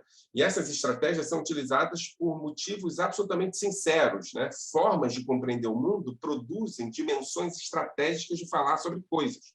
Não dá para estudar sociologia e antropologia hoje sem entender a importância das narrativas. E a direita capturou essa expressão. É uma coisa que surge lá no contexto da crise da modernidade, para alguns da pós-modernidade, e a direita aproveita essa dimensão, que é a dimensão da crise da verdade, para produzir sobre isso o que bem interessa a eles. Então, pega uma série de palavras e usa essas palavras para o seu bem, para o seu interesse. Então, narrativas é uma delas. O que é narrativas? No bolsonarismo, narrativas é o descolamento absoluto da verdade, o descolamento absoluto do campo, o afastamento absoluto daquilo que produz-se como um reflexo daquilo que você pensa e a produção, a priori, deliberada de mentira. Então, no meio do campo não tem mais verdade. O que tem são mentiras sendo apresentadas. Então, o que vai acontecer na CPI? O que vai acontecer na CPI é que vai ter um relatório baseado em fatos, em provas, em indícios, e um relatório alternativo baseado em narrativa. Né? E aí, qual é o problema? O problema é que narrativa passa a ser destituído do seu significado importante, que tem outras palavras. Né? Mimimi é uma palavra importante. Né? Mimimi passa a ser tudo aquilo que o outro sente não é legítimo. O que eu sinto é ofensivo. E por assim diante, se você entende essa gramática bolsonarista, você consegue lidar, ou pelo menos a entender o que eles estão falando. Agora, até essa ficha cair demorou para mim um tempo. Que loucura. Agora, e o dano disso daí vai levar décadas, né? Vai levar décadas, porque você tem, assim, em jornalismo, tem uma expressão que é o seguinte: se você lê uma matéria com 10 informações, a única que você conhece está errada, você vai desconfiar das outras 9. O que eles estão fazendo é isso, assim, que você pega e coloca um desses sites aí, o Terça Livre, né? Do Alan dos Santos, que agora está banido em várias redes, entrou nessa nova rede aí, essa produtora Brasil Paralelo e tal. Você pega 10 informações, você coloca 3, 4 verdades, aquela que todo mundo conhece, então quando você assiste ou quando você lê aquilo ali que você conhece, tá certo, e o que você não conhece, ele joga uma mentira, um fato falso, algo distorcido. E como é que você desfaz isso? Você fez um bolo, você jogou a farinha, não sei o quê, como é que você separa os ingredientes? Esse é o nosso próximo grande problema. A gente fez... Tem jornalistas sérios, né? Aquele jornalista que está na CBN agora, que eu tenho escutado no carro, Andreasa, é um jornalista sério, não é um jornalista, por assim dizer... Carlos Andreasa, eu acho que ele não é jornalista, né? Ele foi editor da Record, inclusive ele publicou... teve um papel muito importante no lançamento das obras do Olavo de Carvalho. Ele sim, ressignificou as obras do Olavo de Carvalho, porque a editora percebeu uma demanda da sociedade por esse tipo de obra. Inclusive, há uma frase dele que está no livro Menos Marx, Mais Mises, da Camila Rocha, que eu entrevistei no episódio anterior, que tem uma frase dele exatamente disso. A gente deu uma repaginada, da página ao conteúdo, a gente mudou o Olavo de Carvalho. Então, ele tem um papel muito relevante nesse avanço da extrema-direita aqui. Por que eu digo que ele é um cara importante? Ele é hoje âncora do jornal mais escutado no Rio de Janeiro no rádio, que é o Jornal da CBN. E é neto do Mário Andreasa. É neto do Mário Andreasa. Mas é um cara que tem uma perspectiva de apuração da notícia. Isso eu quero dizer. Não está comprometido com negacionismo. Mas, se você pega a ascensão da extrema-direita de 2016 até 2019, não dá para entender a ascensão da extrema-direita sem entender a atuação fundamental de nomes como o dele. E veja bem, eu estou pegando um cara que faz apuração. Um cara que não tem compromisso com uma prática política reacionária a princípio. Mas um cara que caiu por uma espécie de antipetismo ou sei lá o quê, numa armadilha, não dá para entender Olavo de Carvalho, não dá para entender blogs de extrema-direita sem entender o comprometimento, pelo menos eventual, desses nomes com esse cara. Entendeu? A gente tem que entender o que aconteceu, cara. Andreasa é um bom jornalista, é um cara que produz bom jornalismo, é um cara que sabe fazer, ele está fazendo apuração de notícia, agora aqui no Rio de Janeiro está tendo um trabalho fundamental sobre a questão de combate dos fake news às vacinas. Tem que entender como é que esse cara, durante 3 anos, Carlos, ele foi das primeiras fileiras que apoiou uma nova literatura desconectada da academia sobre história brasileira e produziu o que hoje a gente sofre até hoje com isso, que é o Lagos Carvalho e outras coisas. Narlock. A gente tem que conversar. Assim, é por isso que eu digo, a gente tem que entender o que o jornalismo produziu no Brasil quando começou a legitimar esses nomes. Eu pego o Andreasa, que é um nome que saiu desse buraco. Ele conseguiu sair desse buraco. Tem que conversar com ele. Eu acho que você poderia fazer uma entrevista com ele, longa. Vem cá, o que aconteceu naquele momento? Né? Enfim. Porque eu estou acompanhando ele, olha, tem outros que eu não acompanho. Tá?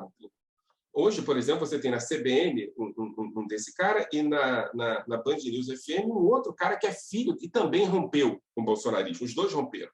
Né? A gente tem que conversar com esses caras, porque senão volta.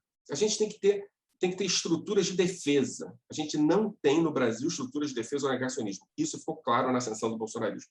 E, olha, o Brasil está virando uma das mecas do negacionismo do Holocausto. Bolsonaristão. A gente tem um problema que não vai ser resolvido com a derrota do Bolsonaro. Então, deixa eu puxar um tema aqui que você passou, foi en passant ali, que é a religião, mas aí eu vou fazer o seguinte. Você já parou para refletir o porquê dessa fixação do Bolsonaro com Israel? Por que essa aproximação? E como é que esse Bolsonaro se encaixa num raciocínio, na figura que você mencionou algumas vezes já em texto seu, em entrevistas, do judeu imaginário? Quem é esse judeu imaginário? Como é que ele se integra ou se contrapõe ao movimento evangélico, que de alguma forma também passou a se apropriar de símbolos judaicos? Bolsonaro, que é um cara católico, né, mas que em tese se converteu, o casamento dele ele foi batizado pelo bispo que foi preso aí no Rio de Janeiro, né? Esqueci o nome dele, foi Everaldo, o casamento dele foi pelo Malafaia, que aparentemente é um mentor, um interlocutor, um conselheiro, sei lá o quê. O que você pode comentar disso? Esse é efetivamente, assim, esse segundo livro que eu estou escrevendo, que é um livro longo, que deve sair em 2 anos, 3 anos, né? Que vai se chamar alguma coisa parecida com o Judeu Imaginário, fala sobre aquelas outras coisas todas. Esse livro que eu estou escrevendo agora, que vai sair em março, abril, que vai se chamar O Não Judeu, Judeu e Outros Ensaios, né? Que é um livro que é diferente do livro do Deutscher, que é o Judeu, Não Judeu e Outros Ensaios. Esse é o Não Judeu, Judeu e Outros Ensaios, que é a construção de um judeu não judeu, né? A construção da ideia da incorporação de um judaísmo sem judeidade, né? Pela editora Fósforo vai sair. Esse livro, eu tento desenvolver a ideia de que a aproximação do Bolsonaro com Israel é como uma Israel imaginária. E qual é essa Israel imaginária? A Israel imaginária resume os 4 grupos que apoiam o Bolsonaro, né? Que é uma Israel branca, isso é importante, uma Israel profundamente armada e violenta, uma Israel ultracapitalista sem presença do Estado e uma Israel cristã. Tá?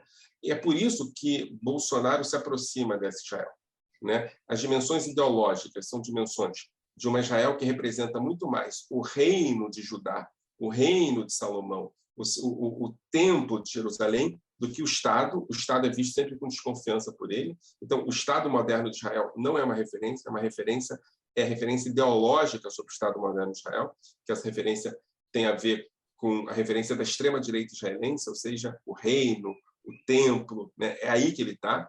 Tem a ver com o Estado europeu, que serve de barreira à expansão do Islã, e na perspectiva da gramática bolsonarista, Islã é igual à esquerda, né? Então, ele vê Israel como uma espécie de uma barreira civilizatória. Desculpa, tanto que na ONU ele falou que é dar visto humanitário para cristãos do Afeganistão. Que cabem aqui em casa, né? O número de cristãos do Afeganistão pode ficar no meu quarto, né? São 100, provavelmente. É isso, quer dizer, serve como barreira, né? europeu, serve como barreira ao Islã, é ultracapitalista, porque é um Estado de, você deve conhecer esse termo, né, de high-tech, né? Então, é um Estado que se desenvolve a partir de interesses absolutamente individuais, né? E um Estado cristão, onde vai ter a volta de Cristo. São os 4 elementos fundadores do antissemitismo. A ideia de que o judeu criou o capitalismo, a ideia de que o judeu é muito violento e por isso ser combatido, conspirativo, a ideia de que o judeu é branco, e nesse sentido ele é um branco de mentira, então a gente tem que tirar a branquitude dele, e a ideia de que o judaísmo não existe como tradição, porque ele é, na verdade, o cristianismo, né? Então, tem a tradição judaico-cristã. Então, assim, ideologicamente, esse é o vínculo do Bolsonaro com o Israel imaginário e com o judeu imaginário, né? Ele tira a ideia do judaísmo como cultura, coloca a ideia do judaísmo como religião, desconsidera os processos modernos e diaspóricos de Israel e recupera a referência de Israel como reino de Judá e reino de Salomão, que é, na verdade, o vínculo criador do mundo cristão, né?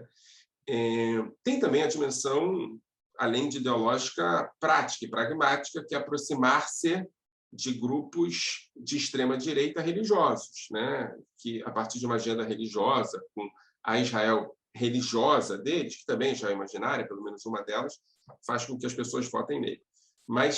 E tem a terceira dimensão, que é a pragmática específica, que Bolsonaro, um político que cita a negação do Holocausto de maneira muito contundente e com muita frequência, se aproximando do judaísmo, deixa de ser considerado antissemita e nazista.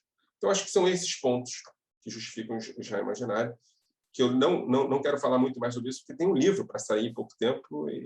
Sem spoiler, né? Sem spoiler. Não, mas aí, como é que entra essa questão do movimento evangélico aí, com essa apropriação de símbolos judaicos, né? Você vê na Igreja Universal, o bispo Macedo ficou um tempo com uma barba enorme, né? Kippá, acho que o nome é esse, né? Usando um kippá, umas vestes, né? E aí vão para lá. De um lado, eu acho que você tem uma tentativa de apropriação dos símbolos judaicos para referências religiosas, né? E as referências religiosas, por que existem várias igrejas? Uma pergunta de antropologia da religião. Por que existem várias igrejas? Porque as pessoas realmente acreditam que a sua igreja tem um canal mais direto com Deus, com o mundo do além. Isso é absolutamente legítimo. Então, quem nasce no Rio de Janeiro... mais rápida ali, né? Quem nasce no Rio de Janeiro nos anos 90, nos anos 80, né? Eu me lembro que eu ia para a escola, ligava, né? Porque não tinha televisão a cabo, eu estudava no Colégio Pedro II e ficava vendo a Bandeirante, que tinha... eu acordava muito cedo, que tinha que pegar o ônibus, ficava assistindo a Bandeirante para ver o que estava passando, e eu via um cara de kippá, barba, uma menorá atrás, e falei, puta, eu estou vendo uma sinagoga, e era uma igreja. Então, isso é muito comum, né? O que acontece com os evangélicos é que essas igrejas, esses símbolos religiosos, que eu acho absolutamente legítimo, comum e parte da antropologia da religião, parte do fenômeno religioso, elas saem de dentro das igrejas para fora das igrejas. Elas são deslocadas, né? E aí você começa a ter uma Israel imaginária que surge, uma afinidade eletiva com a extrema-direita, que surge como uma agenda pública de política, né? E quando é que ela surge? Ela surge ali pelos anos 2000, 2001, 2002, e eu vou voltar para um tema que a gente já falou anteriormente, que é o fortalecimento de agendas, que são agendas que não são exatamente agendas cristãs, mas que são agendas de conquista, de igualdade social, de disputa contra injustiças históricas, que são as agendas de Durban, né? Porque dentro dessas agendas de Durban, você tem uma espécie de reconhecimento das questões raciais, mas tem um reconhecimento que é importante, que é o reconhecimento dos fenômenos afro-religiosos como fenômenos legítimos e, mais do que isso, fenômenos que são herança da produção de Brasil e, por isso, que o Estado é responsável por investir neles. As igrejas neopentecostais percebem isso como ameaça. Ameaça a seu público e ameaça de investimento. E produzem um discurso antirracialista, um discurso anti-cotas, um discurso anti-Durban. E se aproximam da ideia de que são afrodescendentes são partes da herança da branquitude e da branquitude europeia e da branquitude judaico-cristã. E aí você tem, a partir de 2001, 2002, esse processo, que vai se encontrar na segunda década do século, 2010, 2011, com uma extrema-direita branca, armada e ultraliberal, dizendo é chegado o momento da gente dar um basta a essas perspectivas. E aí se constrói um terreno de extrema-direita, que é uma extrema-direita católica, branca, ultraliberal e armada, e que se vincula à perspectiva religiosa a partir da percepção de que é uma ameaça, a ameaça do reconhecimento dos grupos afro-religiosos como grupos legítimos e parte de uma política pública de investimento do Estado para a manutenção e permanência desses grupos como legítimos. Eu podia avançar e dizer, olha, não é à toa que é nesse momento que começam as expulsões desses grupos afrodescendentes das comunidades da periferia, tanto de São Paulo quanto do Rio de Janeiro. No Rio de Janeiro tem aquele grupo lá de Israel que bota uma bandeira de Israel no alto do morro e começa a destruir. Começa a destruir. Mas isso é muito anterior a isso. Isso é segunda década do século, 2010, 2011, você começa a ter uma espécie de produção de um protestantismo traficante, né? Que tem a ver com a teoria da prosperidade, teologia da prosperidade, que tem a ver com a teologia do domínio, a ideia de que o forte domina e consegue dinheiro, etc. E tal. Então, você tem esse vínculo profundo entre protestantes, brancos, católicos e da coisa das armas com Israel. Israel imaginária, que é uma Israel que só existe para justificar a existência desses grupos e o seu vínculo ideológico. Agora, isso por um lado, né? A gente fala a Israel imaginária, mas vamos ser muito pragmáticos, né? Você tem esse desejo, né, do Bolsonaro, dessa aproximação, mas em termos pragmáticos, objetivos, o que o Brasil leva em termos de Estado para Estado? Porque você tem lá, houve, de certa forma, um alinhamento do governo brasileiro com o Estado de Israel, né? Com o Netanyahu, o Brasil passa a votar na ONU, né, em fóruns internacionais junto com Israel, mas eu não percebo Israel como assim um grande investidor no Brasil, vai colocar bilhões de dólares aqui, vai gerar empregos, né? O Netanyahu, tudo bem, veio para a posse do Bolsonaro, um dos poucos chefes de Estado que veio a Brasília na posse de 1º de janeiro, imagina. Para o lado de Israel, qual é a vantagem naquele momento de se associar também, porque em termos pragmáticos eu não vejo assim, para o Brasil que ganho isso tem, né? O Brasil reverteu posições históricas em votações internacionais e o lado israelense, o que Israel ganha com esse vínculo ao Brasil? O lado brasileiro está criando uma diplomacia absolutamente ideológica, né? Uma diplomacia vinculada a perspectivas ideológicas, que é o contrário da diplomacia pragmática brasileira, da diplomacia do equilíbrio, etc. E tal. Na prática, ele ganhou o fortalecimento da perspectiva de que Israel é sim uma potência econômica e que vai mudar a cara do Brasil, inclusive dando benefícios de cura do Covid em algum momento. Ou seja, spray nasal. Tem a ver com uma dimensão absolutamente ideológica e negacionista. Por exemplo, eu tive, por acaso, tá? Aquelas coisas que a experiência humana explica pelo famoso acaso. Eu tive numa reunião, eu estava fazendo uma conferência em Fortaleza, e lá estava o embaixador de Israel conversando com o governador do Ceará, né? E eu falo bem que é do PT, que é do PT. Mas tinha acabado, era 2019, era novembro de 2018. Então a gente ainda não estava entendendo o que estava acontecendo, né? Mas, enfim, o embaixador já estava vinculado a Bolsonaro e a coisa, né? Porque eu brinco que é o único embaixador bolsonarista do mundo, que é o embaixador de Israel no Brasil até aquele momento, se chama Shelley, Yossi Shelley. E aí eu falo muito bem hebraico e entendo português relativamente bem e comecei a escutar o tradutor, né? E a conversa era mais ou menos assim, ó, o cara ia falando, não, porque nós podemos fazer tal coisa, e aí o reitor da universidade e o governador, não, avisa que a gente já tem isso. A gente pode tal coisa, avisa que a gente já tem isso, né? Eu não vou entrar nos detalhes do que estava sendo discutido ali, mas todos os benefícios tecnológicos que supostamente Israel queria vender para o Brasil já tinha produzido A história da pela... dessalinização de Então, uma poços lá no delas era, eu não queria Nordeste, falar e sobre... quando teve o acidente de Brumadinho, veio aquele avião e não serviu para nada, né? O Brumadinho não falou, mas a dessalinização, junto com outras coisas, foi citada nessa conversa, e o cara dizia, puta, a gente já tem isso. Produzida pelo CNPq, produzida vocês não pelo... querem, na verdade, comprar a nossa tecnologia? Mais ou menos isso. E tudo foi comprado no final. Acho que isso é importante dizer. Tudo aquilo que o cara dizia, a gente já tem, foi comprado pelo Estado brasileiro, não pelo Estado do Ceará. E... Então, making a long story short, né, para a tua pergunta, é nada. O Brasil não conseguiu nada de Israel. Agora, se por um lado você tem uma diplomacia absolutamente ideológica, de outro lado você tem o mestre da diplomacia pragmática, que é Benjamin Netanyahu, né? Benjamin Netanyahu se aproximou do presidente da Hungria, que é um tremendo antissemita, né, por conta de interesses diplomáticos objetivos. E a mesma coisa aconteceu com Israel. Ele manteve o embaixador, que é um embaixador disfuncional, manteve uma estrutura que é uma estrutura pouco ortodoxa no Brasil, mas conseguiu lá ganhos objetivos, que é eventualmente venda de material que não ia ser vendido mais para o Estado que estava comprando qualquer coisa de Israel, e mudou alguns votos históricos do Brasil que ajudaram Israel a se sair melhor na Assembleia Geral da ONU. Ou seja, então o esperto não é o Bolsonaro, é o Netanyahu, né? Não, Bolsonaro não tem nada de esperto. O Benjamin Netanyahu é impressionante.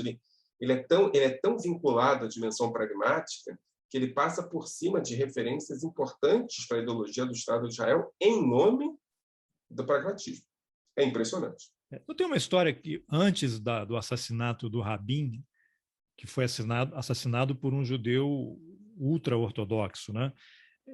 Havia lá um comício em que tinha gente segurando cartaz morte de Rabin, alguma coisa assim bem agressiva, e o Netanyahu estava na plateia, atrás ou na frente, se deixou fotografar ou se deixou filmar por com isso à mostra, né? O famoso protesto da Praça Sion, em Jerusalém. Na frente dele tinha uma placa dizendo morte a Rabin, e a plateia falou morte a Rabin, e ele reagiu de maneira muito discreta, sinalizando o apoio, né? E aí a pergunta, essa resposta, mas será que ele não estava entendendo o risco? Provavelmente estava, mas estava se consolidando como sucessor de Rabin, né?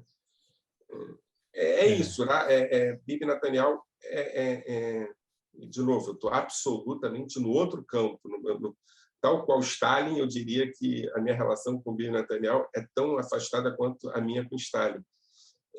Mas eu não posso deixar de dizer o tamanho da competência que o Benjamin Netanyahu tem, e se ele conseguiu se livrar de realmente adversários políticos muito inteligentes, ele deitou e rolou em cima do Bolsonaro, né? Bolsonaro, que era um pseudo-aliado, um cara que falava bobagens, não sei o quê, mas que comprava material de Israel a tudo, né? Inclusive esses aplicativos aí de espionagem, né? Que você não precisa fazer nada, né? O seu celular, você está aqui, o cara entra e o Carlos Bolsonaro está recebendo tudo lá, né? Benjamin Netanyahu vendeu para vários países aliados dele, não de Israel, essa coisa de espionagem. A grande pergunta é se ele vendeu para o Brasil. Digamos que tem alguns jornalistas importantes brasileiros que estão chegando próximo dessa resposta. Vamos aguardar. Agora, Michel, para a gente encerrar aqui, era uma pergunta que eu tinha começado a fazer quando teve um incêndio lá na UFRJ. Eu vou tomar. No fim de semana, você e a Natália Pasternak escreveram para a Folha de São Paulo um texto comparando as práticas da Prevent Senior aos experimentos nazistas, fazendo referência ao Código de Nuremberg.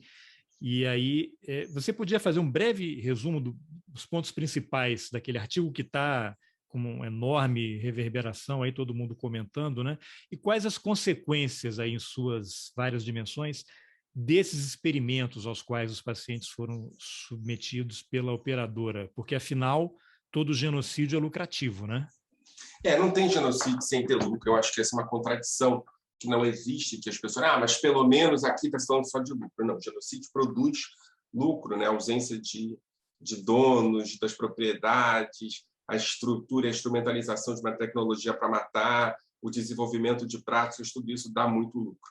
O que acontece na Prevent Senior e a sua suposta relação com o Estado brasileiro, com o governo brasileiro, pelo menos o apoio, o suposto apoio do governo brasileiro às práticas da Prevent Senior, contradizem, subvertem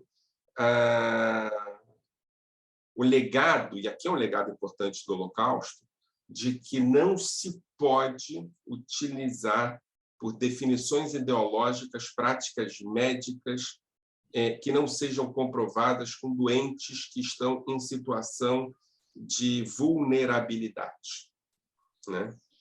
E eu acho que esse é um bom debate, Carlos, sobre a incomparabilidade com o Holocausto, né? Se o Holocausto é incomparável, por que utilizar, a partir de práticas específicas do Holocausto, regras para o mundo pós-Holocausto? É porque ele não é incomparável, né? E uma das dimensões da comparabilidade do Holocausto é que essas práticas médicas e outras práticas científicas devem ser interditadas, né?